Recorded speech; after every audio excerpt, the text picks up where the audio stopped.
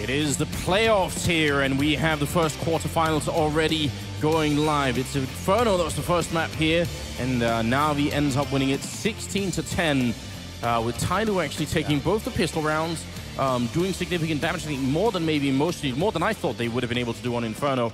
But in the end, it wasn't enough, and we can't be too surprised, can we? Na'Vi, they are a team that probably should be making the finals, maybe even winning this tournament. Yeah, exactly. They're one of the favorites to take the whole thing at this point. And so, you can't really be shocked that the underdog loses. That's what happens most of the time. It's not every time you get to see the underdog, kind of like...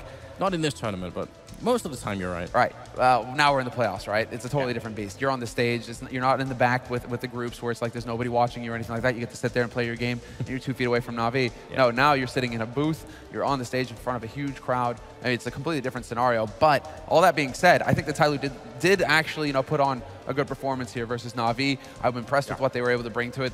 It's just a few clutches didn't go their way, and it seemed like it took them a bit too long to calm down on their CT side. They kept feeling like they had to make plays. Somebody in particular, trying to peek mid, trying to take these plays, right?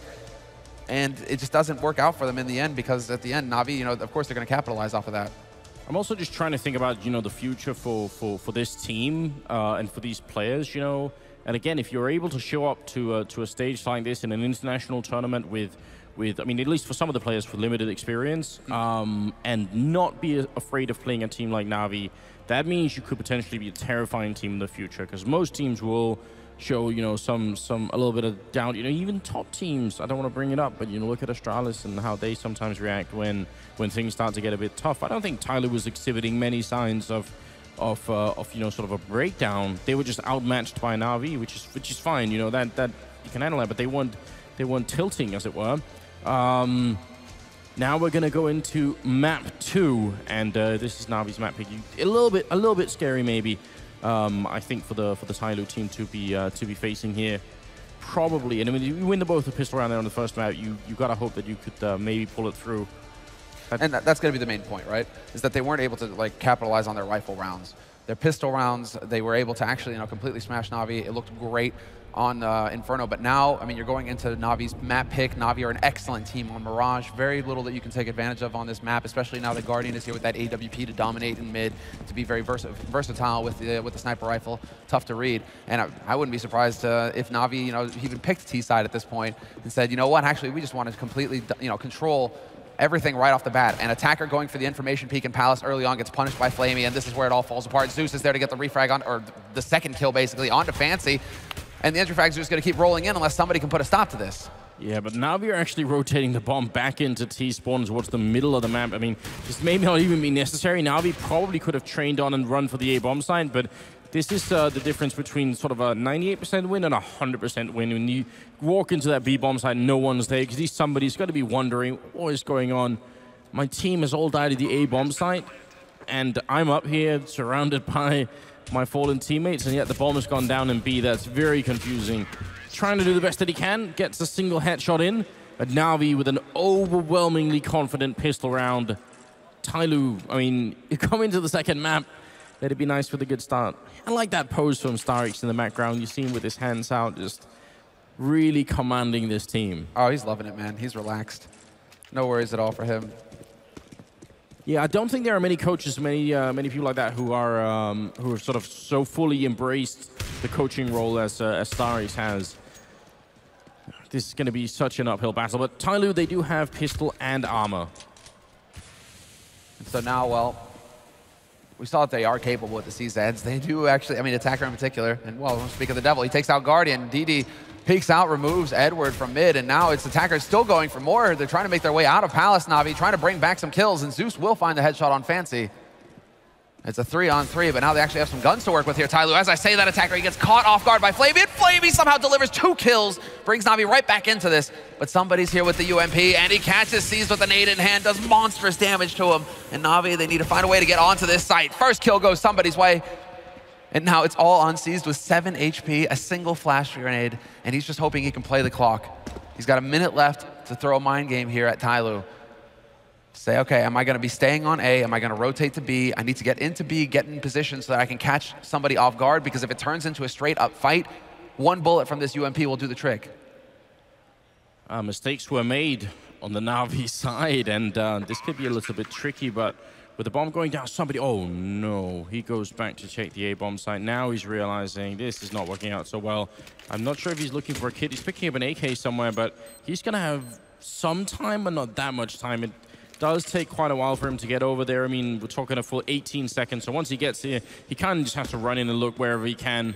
But again, a single bullet will be enough to take care of Seized. He's looking for all the angles here, trying for a bit of a spray. He doesn't have this kind of time. He has to go much quicker than just taps the bomb once. Seized right around the corner with the Galil in hand and gonna see the shot, and there it is. Seized to finish the round. Na'Vi with a 2-0 lead here. That could have been, but I think the extra time it took to check the A-bomb site, and then all the way running back to B, even a little bit of hesitation in there, and then taking time once you got, you at that point, you might as well just run full on. Save the UMP, just go as fast as you can, because time is what you need when you get there. To fake it, to look for the corners, all that stuff. Exactly, to check the spots that the C's can be playing from. And just like on Inferno, another clutch goes Na'Vi's way. Edward, Flamey just wrecking house on the A side and in mid. Tyloo, 2 players in mid as well to back them up, and they're just going to get run over.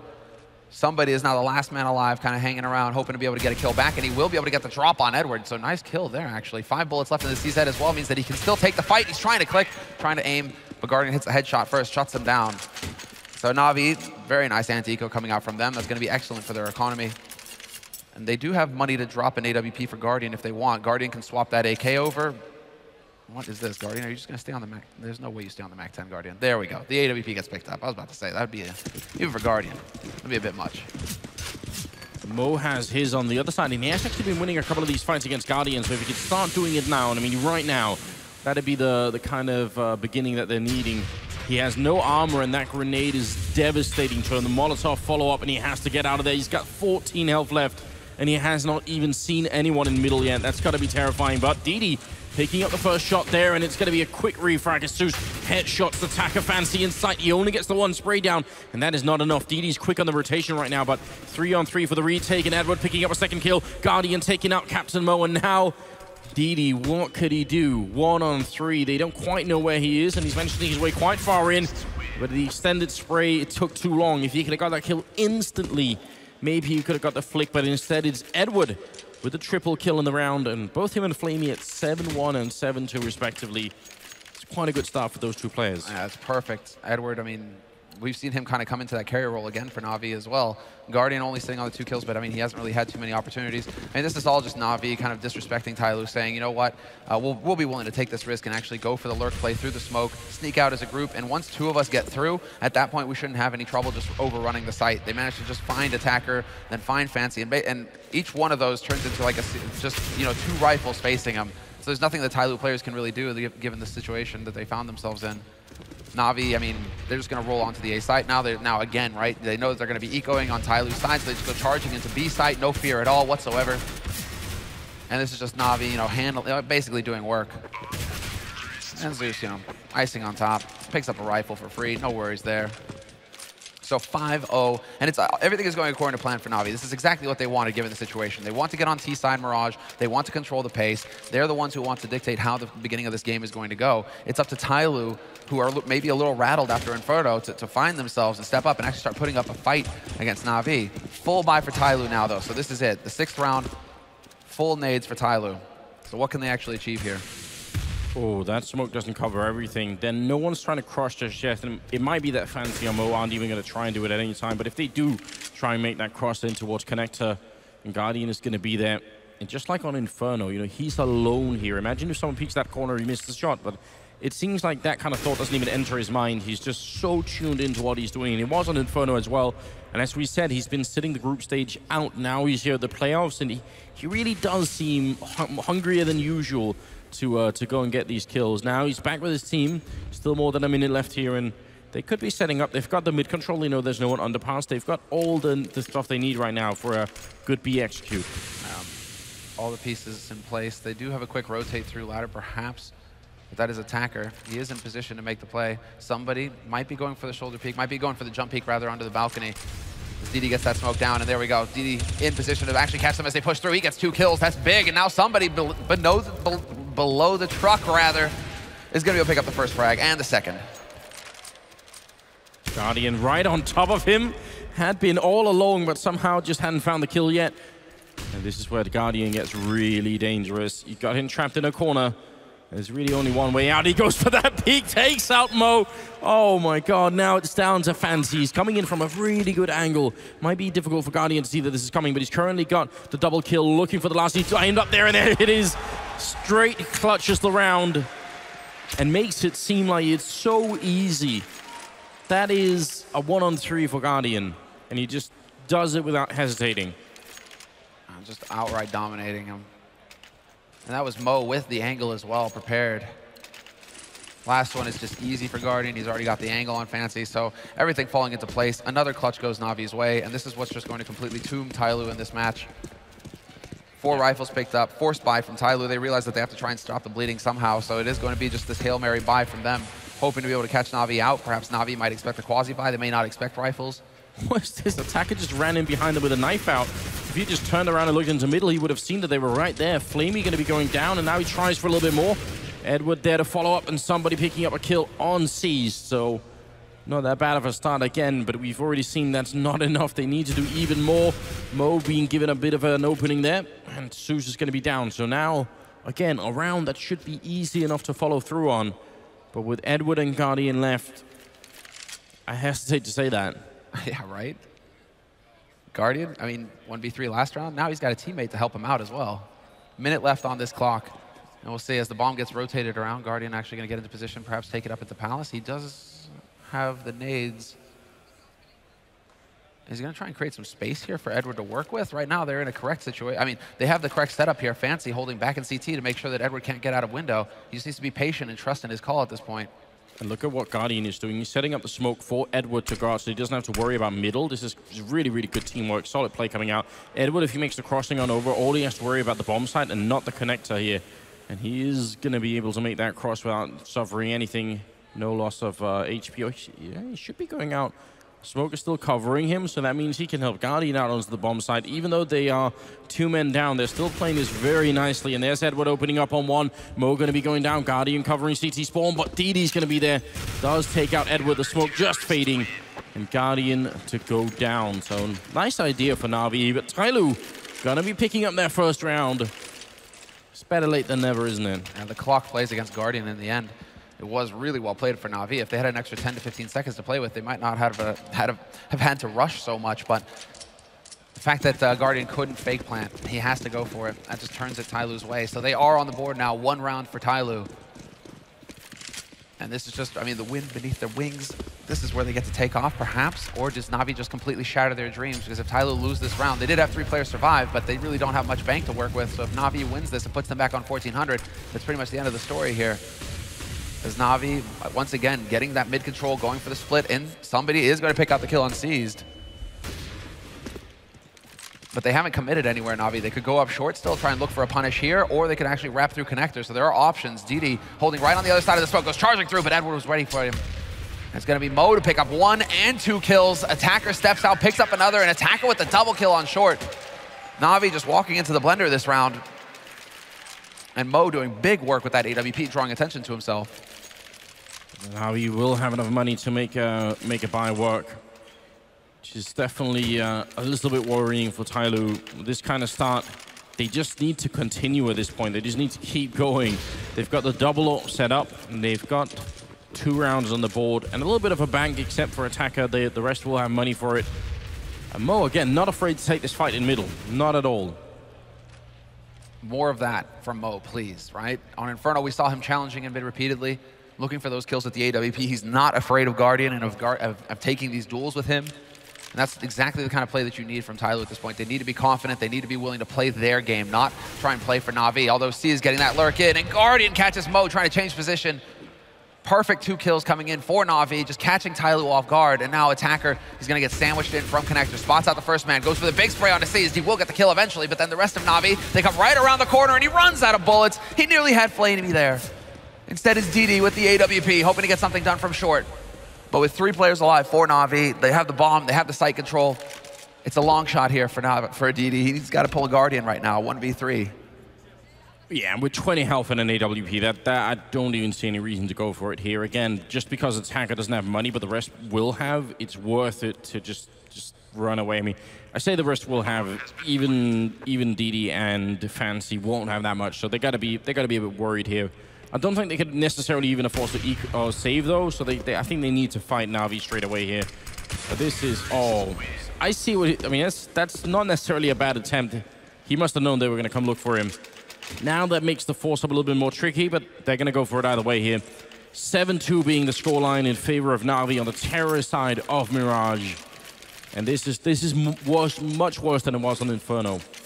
I am getting some flashbacks though, because what keeps happening here is they lose 1 or 2 people, then Attacker shows up, and oh, I mean, this time he almost got a double kill, but it kept happening on Inferno as well. It's like Attacker gets put into play once the round is sort of almost lost, you know. What would happen if Attacker was the guy to actually get the first kills instead? Exactly. And well, this time he gets spotted as well, so the element of surprise is gone for him. C's going to take advantage of that, finds DD. And that was on short. So once again, C's getting up into connector. He's so effective, although Fancy is there to shut him down this time around. C's getting a little ahead of himself, trying to push through that smoke. He still gets work done for his team, and that incendiary nearly takes out Attacker. He's down to 27 HP. They're just spread out all over the place right now, but Mo has that AWP. He's got a line on Zeus as well in the connector. Does he even know that he's there? It seems like he's got an inkling. He senses that something's not right. But the rest of Na'Vi, in the meantime, I mean, this is fine for Zeus. Zeus does not need to peek because he knows that the rest of his team are working their way through apartments. So he's looking to catch somebody out of position later on, but somebody catches out Zeus. Nice play for information there from somebody looking into mid. And now it's down to the 3 players here for Na'Vi to make their way out onto the B site. Attacker on short is going to be the first line of defense, along with the men rotating in through kitchen. Well, the rotation is happening. Mo is quite far away, but there's no bomb plan yet. It should be happening soon. Flamey getting that kill and equalizing it into a 3-on-3. And Guardian towering up from the balcony and waiting for someone to peek into short here. He's covering so much of the entrance. Doesn't quite get that shot through, re-peeks it again. Mo's out there if he could win this first fight, but it's just not happening. Nobody's hitting each other. It's gonna have to be Flamey doing a bit of work. There's Mo picking up the kill, but now it's a 2-1-2. It should have happened much sooner. Fancy gonna be going down, and Mo, what could he do at this point? All they have to do is wait. If they don't show themselves, then he can't get the entry. He's gonna pick up 1 kill and has to run away. There's simply no time for this to work out. I'm blown away that they keep peeking him that way. Like, yeah. Flamey stepping out in there. I mean, granted, Mo, he's so far away. There's so little time for him to make the play, to get in there and get the defuse, sure. But yeah, Flamey, he's just like, all right, I'll peek into an op that I know is holding this angle. That works fine. A little surprising to see Guardian missing so many shots versus Mo, though. Again, well, both of them were just straight missing. Man, it's down to a 1-on-1, but it will be Na'Vi winning the round. And Tyloo, how do you get back from this? I just simply don't know. They've saved the AWP, which is good fun. And Na'Vi looking for a very standard, very normal A execute here. And why not? They could guess that Tiny won't be having money, even if they run into the AWP. Should be able to trade it pretty well. But they've chosen the exact right bomb site. Yeah, Na'Vi is just perfect call. Go for the smoke execute. If they got the rifles, it's going to be tough for him. Full nade damage going on to the Attacker there. Only 20 HP left on him without that Kevlar. It's just rough. Shrapnel, it hurts. Well, he will get the headshot there. Nice shot from him with the USB, but then Mo gets caught out with that AWP, so he won't even be able to save that for the next round. Zeus watching his teammates back. Edward doesn't even have to look up. Maybe he's like a dog. Can he look up? You know, can dogs look up, Anders? Mine can't. Isn't that like a myth, right? You know, it's like dogs can't look up. All right, jumping shot from Zeus, just the icing on the top. Why not? I mean, mine is a pug, so she has trouble either way, you know. But she's so adorable, right? So it makes up for it, right? You know, like she's a little physically impaired, but then she's so cute. Exactly, that's what we're going for. 9-2 being the scoreline here, and things are just getting worse and worse. This is the rolling that I was scared about on Inferno, which I don't think happened. I think Tyloo put up a really good fight on that map, but this is a little bit different. Guardian, he's set up for it. You got to be careful if you want to make that jump, but Flamey over at the other side of the map just absolutely wrecking that A-bomb site. Seized, gonna win the fight in the middle against Mo. And see, this is where this is the breakdown that I don't think happened necessarily on Inferno, but it seems to be happening right now for Tyloo, where there is just no coordination, no chance for a refrag, nobody seems to be playing with each other, and Na'Vi are just taking all the fights right here. So this is sort of team meltdown that can definitely happen at any level, but it seems to have sort of hit Tyloo now, and that's obviously not the right time for it, you know. This is where you'd want to be doubling down and sort of showing what you have right at the end here. Yeah, that's exactly it. And it's a lack of experience that's showing, basically. I mean, granted, they are going up against the top 3 team in the world as the massive underdog, basically the last seed in this tournament, Tyloo. Yeah. So the fact that they've made it onto this stage, an achievement in itself, but now we're seeing, you know, this massive gap in skill, basically, between both of these teams. Well, I mean, you know, it's just hard for any human being to try and sort of, you know, you lose one map, but then you start off this way, you know. It was looking like it was going to be so good, but then you just get crushed, and eventually you can't keep telling yourself and your teammates that it's going to be all right, that you'll find a way back into it. Those words are going to ring out so hollow after a while. You also notice they haven't taken a tactical timeout here in spite of the fact that it's already like way overdue. No real point in taking a tactical. I mean, they might do it, but no point in doing it in the 14th or 15th round. I think that alone is a sign that they mentally feel like this is gone, you know. A bit too far. Yeah. Even though in this game, I mean, that's the thing, man. CS is just, you're never over. It's never over as long as you got rounds on the board.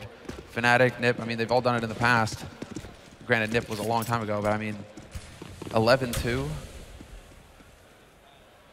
Double AWP is going to be the call here, however, for Tyloo, now that they have the money on the board. Fancy, he's got one op.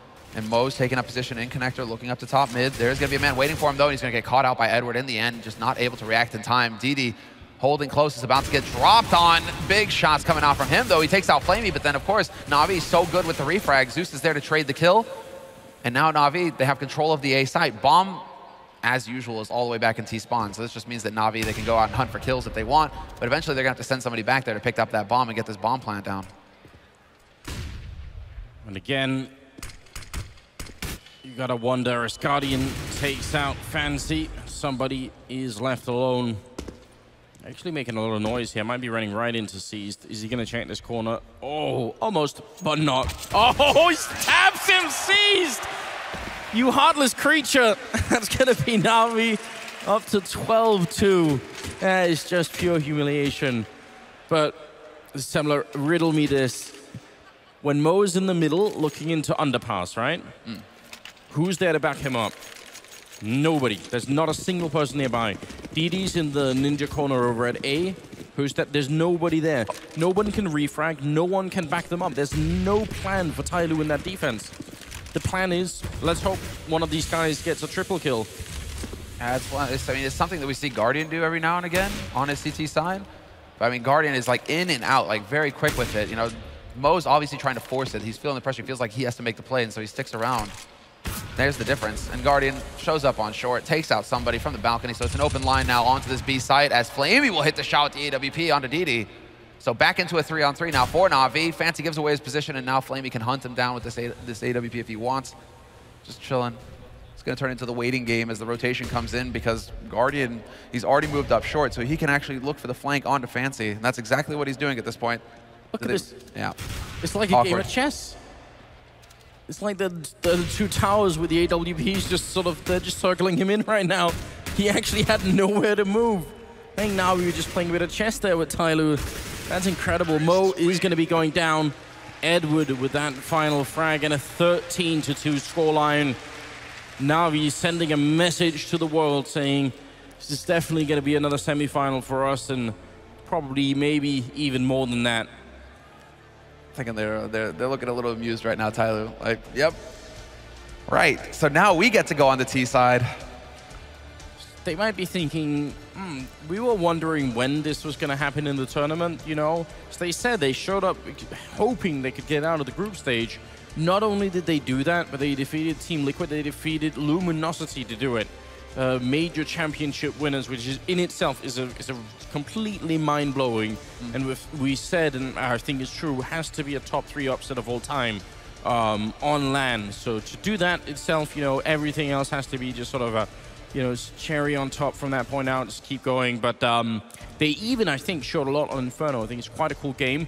Real shame they couldn't pull it through. On this map, though, Na'Vi, they are some of the best, if not maybe the best team in the world at playing Inferno, or sorry, Mirage, so what could you do? Yeah, exactly, especially if you don't win the pistol round. I think that's the big thing, you know, it's just you don't win the pistol, and Mirage is ruthless in that way, because similar to Inferno, you really need to have like all of your gear on the CT side to get those lockdowns into effect. You need that AWP for Mo, and you need him to have all the nades to back him up.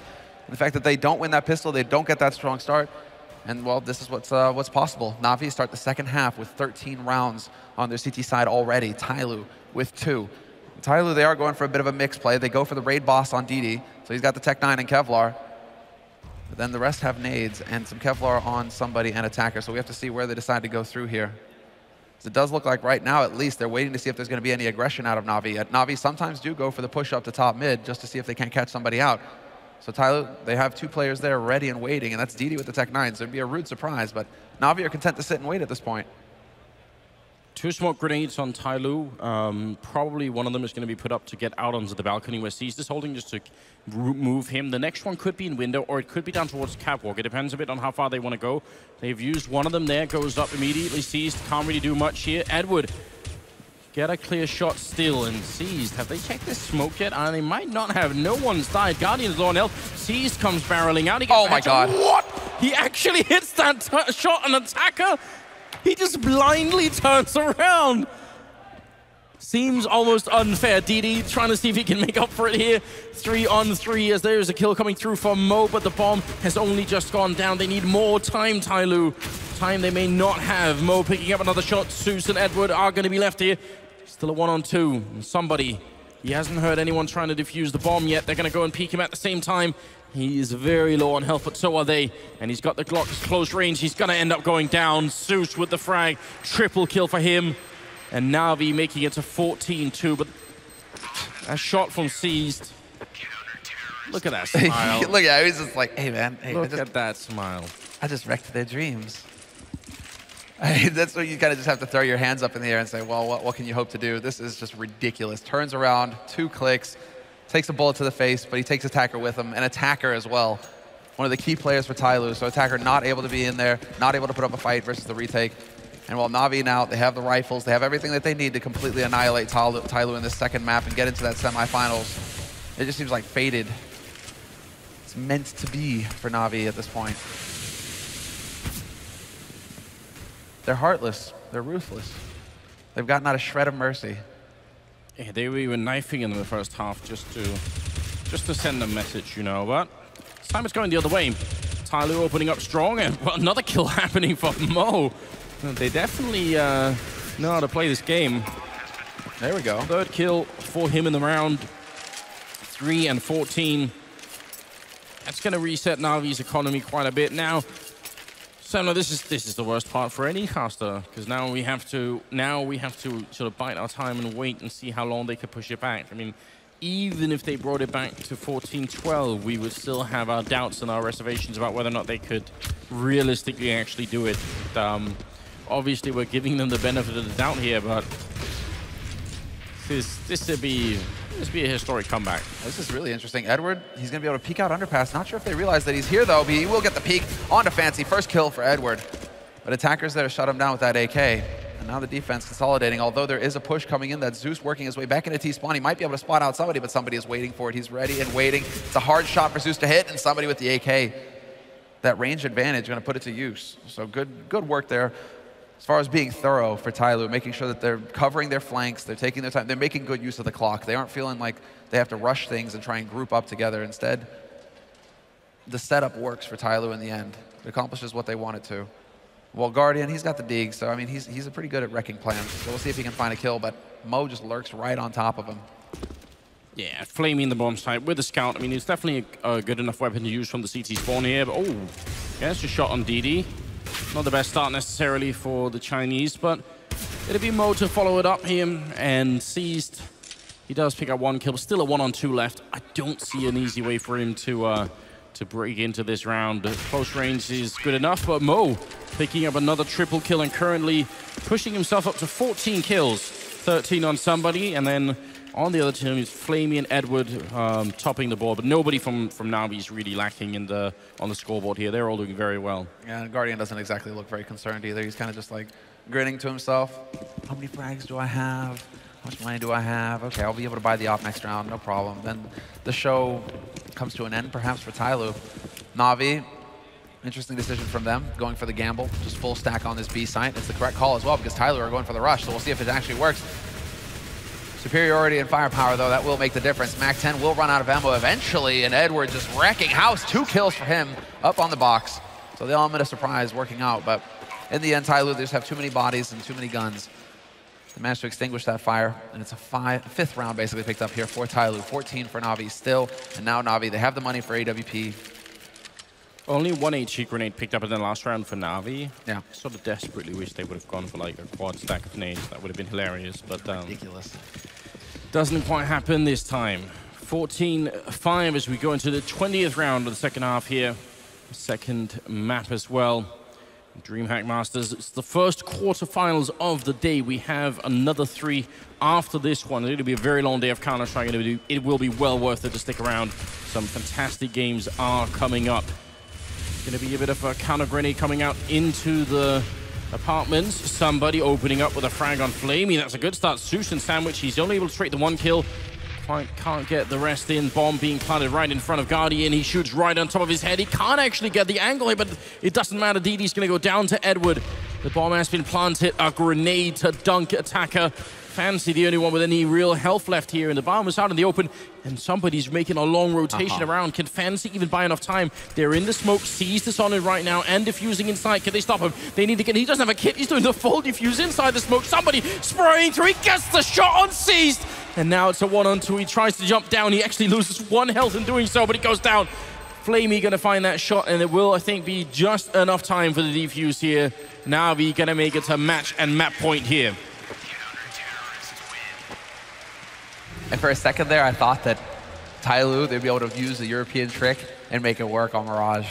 The long rotate through T-spawn, you have to have faith in your teammates that they're going to be able to keep those CT players off that bomb long enough for you to get into position. And he actually manages to pull it off and make it close.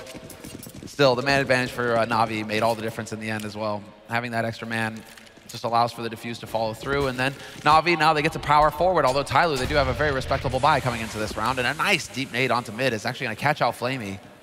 So a lot of damage taken by him to start things off here, but looks like Tyloo, they're willing to change it up. They went for an A stack, or well, an A smoke executed in the last round. Now it seems like they just want to go crashing into B, but the Incendiary is going to mess them up, and the HE follow-up as well, doing a little bit of damage. Man, if Mo had non-scoped, then I think that would have been the end of Seized, making the jump down here. Goes for it again, and the 3rd time, it's just a little bit too much. Especially because he's jumping straight up and down, right? Yeah. So that's just such an easy shot to hit for any Opera out there, even though Tyloo only, I mean, you know, Mo only lives with like 6 HP. Well, it's because Seized had the scout on the other side, right? He wanted to get the kill himself and trying to make that work. A little bit more tricky for you if you're strafe jumping. But we'll see. Double peek into apartments as a response to losing a player. It's not too bad of a choice for Na'Vi. Just, you know, make up for the lack of manpower by having a bit more information about what the terrorist side is doing. And definitely makes strategical sense. Zeus is left up there while Edward's still in shadow waiting. If he keeps going, he's going to be able to see that there's, well, by the time he gets there, probably nobody in T-spawn, so should be able to put Edward on a rotation. Tyloo are making their way towards that B-bomb site. Guardian already here with the AWP, and that might just very well be bad news. There's only 20 seconds here. They really can't afford to lose time to finding him. Grenades raining in. He lines them up and gets the first shot through, looking for a bit more. That's the bomb down on Attacker. Guardian, he has no mercy at all. He gets that flick. Oh my God. Takes down Didi. And now it's a 2 versus 3. They got 5 seconds, 4 seconds. They can't get the bomb down. Here it goes. Guardian knocking Tyloo out with an ace at the end. What a way to finish. 16-5. The monster is back. I don't even know what to say to that.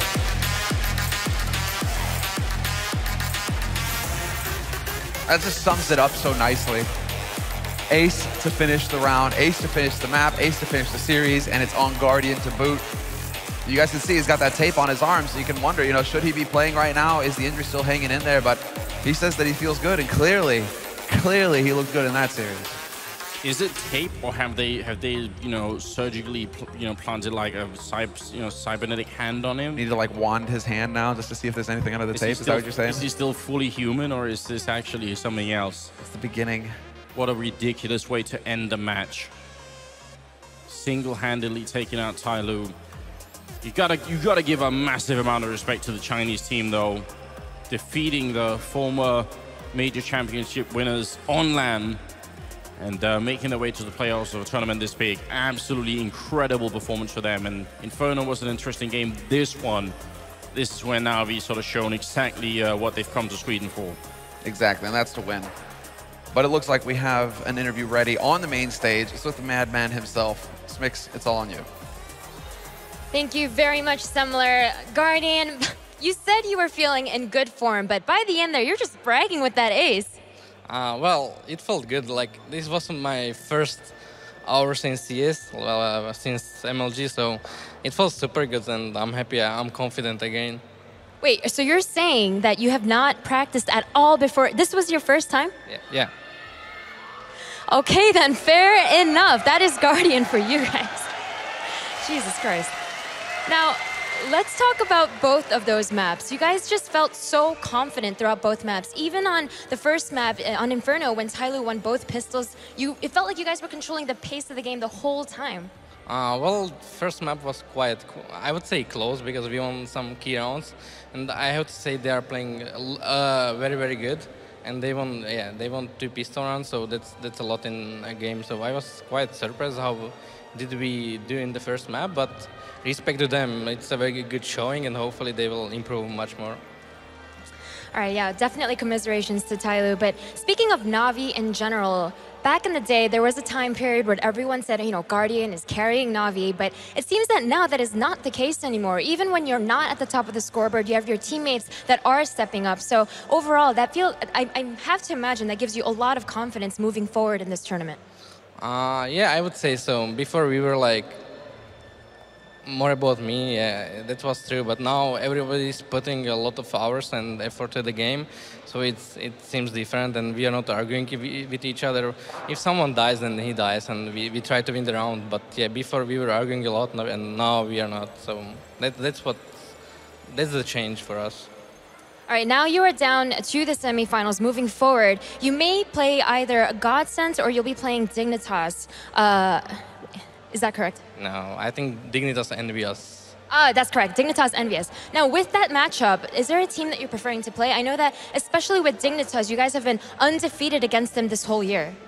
Well, Dignitas is pretty hard opponent to play, I would say, because it's some kind of team that you cannot expect something, and they're playing pretty good. And Envious it's a comfortable opponent for us, so well, I would like to play Envious again. Oh, you think that that'll be a better series? Yeah. All right, then. Well, Na'Vi, congratulations again, first of all. An impressive performance from you, especially considering you just recovered from your wrist injury. So congratulations again. They will be moving on to the semifinals. And unfortunately for Tyloo, their fairy tale story ends here. Indeed it does. Thanks very much, Smix. And Guardian, his first game of CS off the back of the major, turns up in a big way. Little cherry on top with the ace, and that, my friends, is Na'Vi picking it up. Of course, the Des did see that going that way, but we did see some signs of life from Tyloo. Inferno is what we're going to start to address first of all, of course, and I think we can safely say that there's a lot of signs of life and a lot of good, positive vibes from Tyloo in the future.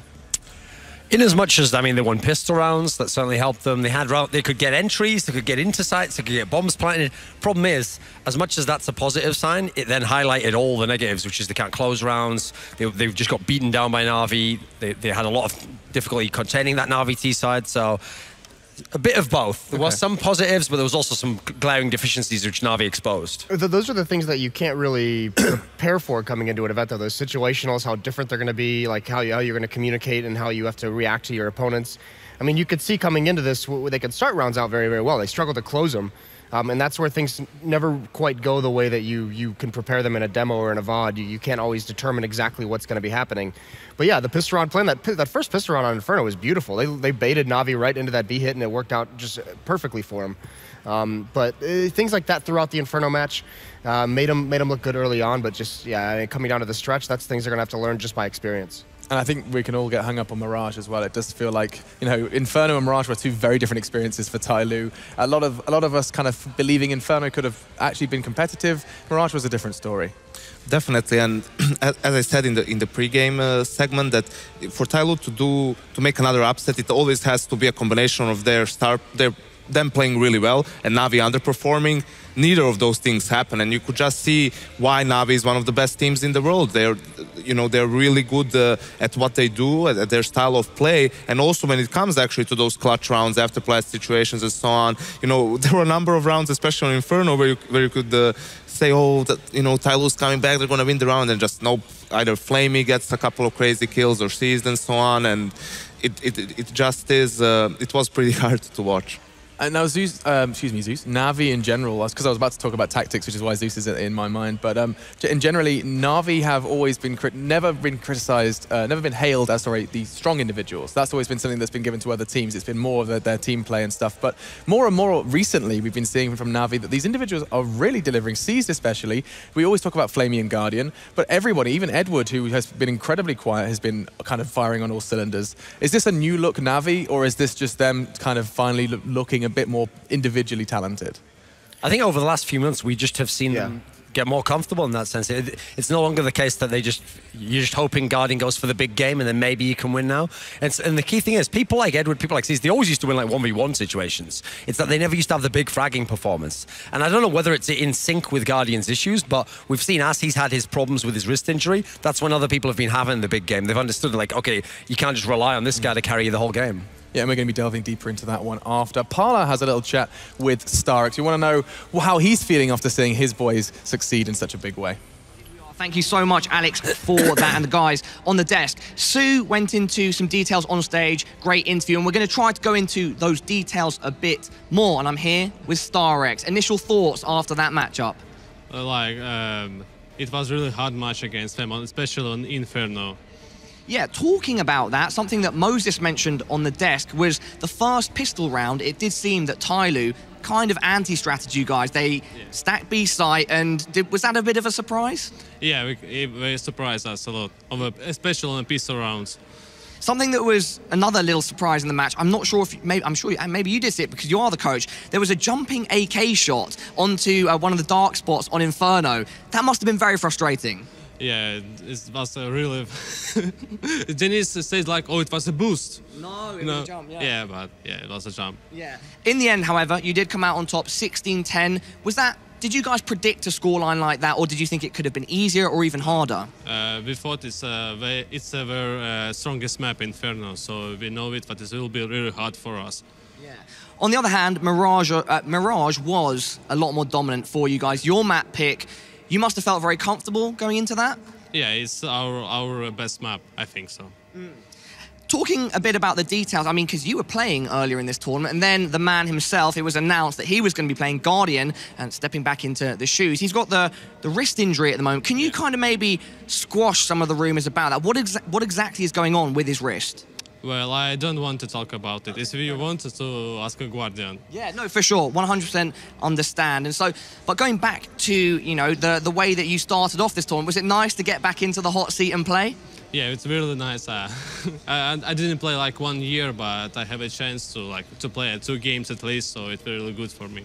And you managed to do really, really well. And so it goes to show your coaching is keeping your mind very sharp with regards to the game. Did you feel your aim was on point?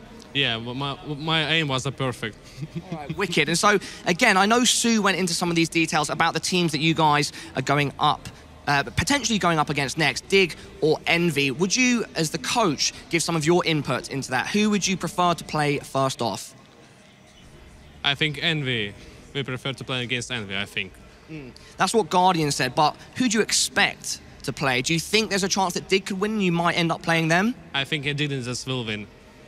All right, well, there we go. Well, thank you so much, Starix, for your time, and congratulations on that victory. And we are going to head back to Alex and the guys on the desk.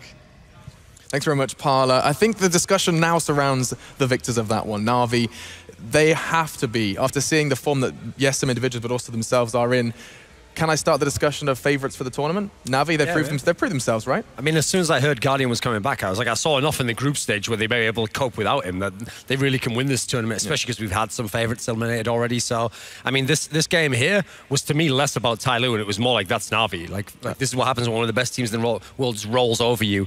And, yeah, you almost made it competitive on, like, basically the worst map that's left in the pool, and then they smashed you on their best map. So it's going to be very hard for anyone to play. And it looked in the game as well like, okay, actually, Guardian was missing some shots on Inferno the first half, but by the end of the game, who knows if it's because he hasn't been playing, okay, this is his first map for the tournament. By the end of Mirage, he was rolling. Obviously, he ended the whole game by just, like, completely styling on him. Yeah, that flick shot in that ace was sick. That's kind of like what makes you like, oh, no. He's here. Oh dear. Every other team's just like, oh god, hate to see it. Hate to see it. Please no. I mean, you got no Astralis, no Luminosity. They're going up against Envy potentially in the semi-finals. That's his bet. He said he wants to meet Envy over Dignitas, and then all of a sudden they're in the grand finals with potentially a rather kind of. I don't think it quite matters. I think they have a pretty good road to the finals. I think it's going to be NIP or VP that's going to have to beat them in the finals if they want to take that away from Navi. It does look like they're just going to steamroll their way to the finals. Now, Janko, you've got some individual plays you were going to break down for us, so I'll let you do your power walk again. Yep. Show off your nice new suit, looks good. And we're going to learn a bit more about the game. New one. You got that yesterday. It's beautiful. So we're going to show a replay from Mirage. Actually, it was the first gun round after Navi won pistol, so it's obviously a pretty important round. So if we can switch to the mini-map, right? So what I did, this is also an example of why when we talk on the desk, say that maybe for mixed teams, you know, teams like FaZe perhaps, a Mirage is a pretty simple map where you can, don't necessarily need complicated strats to make something work on the T side. So this is still pretty early on in the round, and you can see Seized is alone on mid, 3 players are towards A ramp, and Zeus is towards A apps. And the CTs are in a pretty standard setup here with 1 player holding B, 1 player towards cat, 1 in window, 1 towards connector and stairs, and 1 on the A bomb side. So what Navi does here basically is they throw this smoke early on from T-spawn. One of the players threw it for Seized, and Seized is alone here basically faking mid control by himself, like they have more people there. So what that does in turn is it forces attacker to move towards connector, forces everyone to focus towards mid, and what Navi does when they, you know, are aware of that is then they just go out of ramp, and Zeus goes out of A apps to get the trade kill on the one guy that's remaining in the bomb site himself. So now you can see how the round plays itself out. Even though Seized dies here, still that's a sign. You can see how Navi immediately reacts once Seized dies. They go out. Attacker even was just maybe a fraction of a second too late to that stair spot. Zeus was already waiting for him, and Navi just cleans the round up after that point and wins the first gun round. So it's a good example of how something simple, just knowing how the cities like to play, what are the default setups, how you can exploit that without really doing anything too fancy.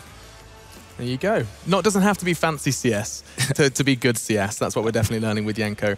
And needed to be for Tyloo though, because actually in Mirage, Fancy was particularly weak, you know, and obviously he's someone where you'd expect if you're the star player and you're on CT side of that map, you should be able to get rolling, should be able to get your team in the game, but he's someone who was a bit deficient, I think, overall. What was quite refreshing for me was Mo. I wanted to throw that name in there because we highlighted him beforehand that he had to do something, and actually there was a lot of situations he got that close clutch where it was like 2v5, got it down to 2v2. Good signs of life from the other individuals. Well, it is pretty interesting though that Tyloo, to me, I mean, we came into this tournament with Fancy just being able to beast everyone over in the Asian scene, and he was coming in and we had a lot of hype surrounding him. How's he going to do? And it was actually somebody, an attacker, that I think are the most impressive 2 players on this team. Just the decision making, I think their skills, I think they were a pretty good package to kind of just get discovered here at this event. Yeah, I mean, there's Fancy's underperformance right there. Proof is in the pudding, sitting at 19 frags. And then look at the rest of Navi all sitting 30 plus. Is that an English expression? I just love that expression. Sorry. Well, desserts aside, gents, look, what are you seeing from the stats? I mean, you look at the stats, but stats are really meaningless in this game, except for maybe you see Fancy skills and see that he's at the bottom of the scoreboard for his team. And we were pointing out that in order for Tyloo to have a chance, the star players really need to show up and perform. So, but they were beaten and definitely outplayed as a team. When you add, you know, those tactical rounds that we talked about, and on top of that, when you have also individual players on Navi stepping up, like the Guardian Ace round, like the crazy 1v3 round he got as well, you know, that's just the strength of that team, having great fundamentals and also individual star players who can step up at any point. This actually reminded me, this run of Tyloo, of the old Luminosity, not the current lineup, the one they had before they got FNX and Taco, because that lineup, it could upset you. And if you're on the right map, they could beat you. But when they beat you, it would be like a close game and they would narrowly edge you. And then the times they didn't beat you, because at the time they lacked a little bit of firepower or some experience, they would just get beaten down. And so that's what you saw here from Tyloo. When things weren't going their way, they even looked like they mentally broke, you know. So with this being our last opportunity to kind of discuss Tyloo in depth, let's take a bit more of a distant approach, right? This has just been similar. Let's kind of follow the Luminosity trail of thought. We've seen the Brazilians turn up and they've all of a sudden become major champions, right? The timeline is quite short from them arriving in the scene, making a big splash, and now they're defending major champions. We've just seen China arrive, excuse me, get to the quarterfinals of an event that no one expected them to do so. What do we need to do to see this Asian scene grow? There's evidently talent there. There's evidently fans there as well. We've seen the viewer numbers as well. Sure, what can we do to nurse this and see perhaps another storyline like Luminosity's occur over in Asia? I mean, obviously they need more opportunities like these to compete with other teams and play in big events and so on. I would disagree a bit. I think that Luminosity has been there in different lineups for quite a long time, ever since they showed up at Katowice, the first tournament. So it has been a long road for them getting experience and moving to NA and so forth. So for Tyloo, this is a great first step. What I was impressed by in this game as well was that they changed, for an example, how a couple of their setups on the CT side on Inferno, they were going for that deep banana smoke, trying to get banana control, which was something we were pointing out on the desk that they didn't do against Luminosity, and we thought that Luminosity would exploit it better. So they've shown a great ability to adapt, and honestly, it's not talking about this match in particular. You can't really, I at least can't really say that Tyloo was making some huge mistakes in how they approached the game or in their game plan and so on. It was just Navi beating them and playing extremely well. More to be seen from Asian CS? Yeah, well, I mean, you also have to remember, this was a team, I mean, this is where you'd hope the minor system that we have for the majors starts helping them get towards the major, get into bigger events, see them on the bigger stage. This was a team that got disqualified from the last Asian minor. I mean, they might very well. This was a team that everyone was scared of going into IEM Taipei back in January. And because they were disqualified, this is a team that very well could have been at the major. So moving forward, I mean, that's the thing. You want to see them in the bigger events. You want to see them in the next minor system, which I'm sure they will be. Want to see them at the major. Maybe they have some events that they're going to get invited to that they can actually boot camp in Europe for like a week beforehand. Just things like that. See if we can get them out to more events. I like that idea. To Duncan, the whole idea of Luminosity moving to NA, Tyloo perhaps going for some EU experience. Do you think that could help them out? I mean, that is actually the classical approach that teams from the other regions used to take. So actually, the Brazilians of old in 1.6 used to come for like a week, go to Sweden, go to Inferno Online, boot camp all the European teams. The Koreans used to actually do this. The We Made Fox, Eastro teams. So I think it would be an obvious next step, especially now that infrastructure is growing and there's more prize money. You can justify it as well. It's not like some of those teams had very good backing, or they had like an investor who would do it. Nowadays in esports, I mean, with the amount of money you can win in these tournaments, it's probably worth, in terms of the Tyloo organization, just putting that in there and kind of building it up and see what can happen. I mean, and there's their belief in this team, is their belief in these individuals that could become something positive, or are we just kind of, is this a bit of a flash in the pan? We won't be seeing much more from Tyloo. I mean, it's like the Luminosity example. You have to remember, before Luminosity became a world beater team, they went to 3 majors and made it to the round of 8, and that was it. It was like the story's over there. So they gradually, like, kind of were figuring out, okay, which players actually can stick in this? Like, maybe this guy was good in Brazil or online, but who's actually going to be here for the long run? Then they made the right moves. Admittedly, they had a bit of luck. Some of the moves they made turned out better than they expected, but I think that's also the approach for Tyloo. Like, keep doing more events, and as you do it, you'll figure out, maybe, okay, just as an example, maybe Fantasy 1 turns out to be someone who has too much pressure on stage, Maybe you have to go a different route there, whereas online it was looking great, you were wrecking everyone. So yeah, I think it's a process of figuring it out as you go. You can never really know hard, like this team will fail forever, or this team is destined for success. Sure. It's usually a longer trek than that, I think. And also, if you notice, like this case with Luminosity was, all of these teams from different regions, where they do break out, it's with their own type of a meta game, right? They do some different things. They have different styles in their game that the European or the Western players are not used to. I mean, even Renegades, right? When they were Vox Seminole and they came to that 1G Finity, and then everyone's like, wow, they could be next. And then they kind of leveled off when people. Yeah, but in the end, it always comes down to, yes, they break through with their own style, but then they evolve, adapt. Luminosity is a great example of that. Talking, Fallen in interviews points it out as well. Yes, we started as this really strat-heavy team and so on, but now we are adapting, evolving, expanding our game. It's one of the reasons why they were able to win the major as well. I mean, you keep drawing parallels between them and Luminosity. Something that they don't have is this pool of players. Like Fallen's got this kind of gamers academy, had all these Brazilian names that he was aware of. They don't have that in Tyloo. Their biggest rival, their second best Chinese team is CyberZen, and apparently those guys have a lot of friction. We wouldn't have that pool of players to build from. Well, that's the bigger problem to me is they don't have a Fallen. Like, the key thing about it is Fallen's the guy with all the experience, knows how to play, and it seems like he's done some smart decisions. Now, supposedly, some of the players were brought in by other Luminosity players, but I'm sure he had to okay it, and he had to he had to read that guy. Does this guy know what he's talking about bringing this guy in? Unfortunately, they don't really have like the one figure like that. Like, the only person you could even compare is there's an old 1.6 player still in the scene. I think he's like a manager for CyberZen or something called Alex44, who used to be a great in-game leader, but I'm not sure how in-depth he's involved in the scene. Is he just there as a figurehead? And yeah, like you're saying, the problem is there are other players. Like CyberZen has beaten Tyloo. They have Savage, who was one of the best 1.6 players from China.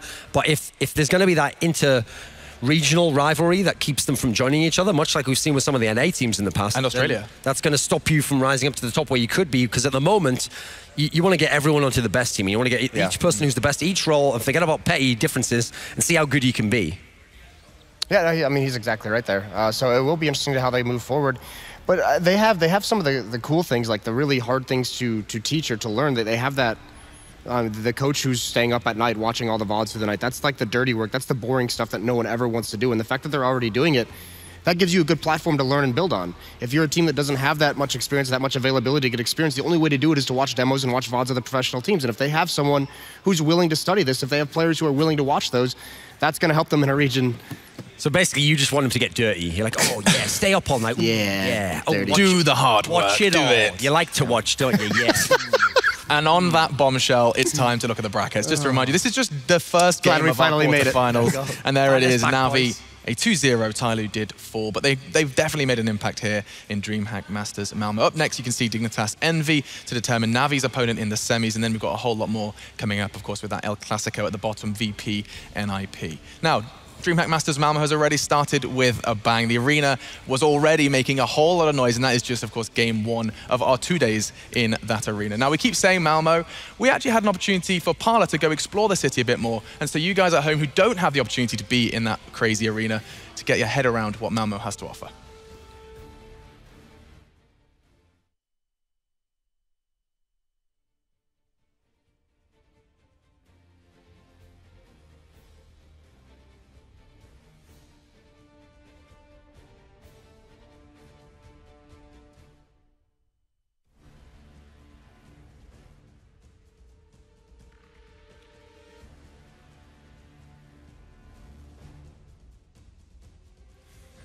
Well, we were, and we will a little later on. Instead, just kidding, guys. Yeah, joke. LOL, JK. Stadium.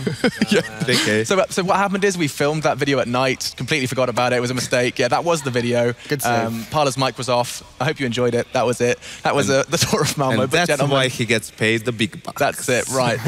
Whew, with that said and with that done, the scene is set for our next game. And I guess just before we do say our goodbyes, I'll let Duncan set the scene. Set the scene for Dig Envy. What do people have to look forward to between these two teams? Well, I mean, this is actually a rematch of the Global Esports Cup Game Shows tournament that they had, I think it was in February, and in that tournament we had this great rivalry emerge between Dignitas and Envious, because in the group stage Dignitas actually smashed Envious 2-0 on two of Envious's best maps, but then the final was a best of 5 and it was the other way around. By that, Envious was ramped up, they were ready, and they came back on some of the same maps and destroyed Dignitas. So both of these teams is very heated, and most importantly, Dignitas is that rising team who've got the tactical style, and then you go to the polar opposite, which is you've got this Envious team with all these fantastic players slumping for so long, and they're trying to work their way out of a slump. Yeah. They did it against Tempo Storm, but there's no guarantee they'll do it here. One of the biggest games for Dignitas, there's no doubt about it. They've got, I mean, they're so close to Denmark. I have no doubt there's friends, there's family, a lot of local support for the boys from Denmark, and they're going to, of course, be representing their country. No other Danes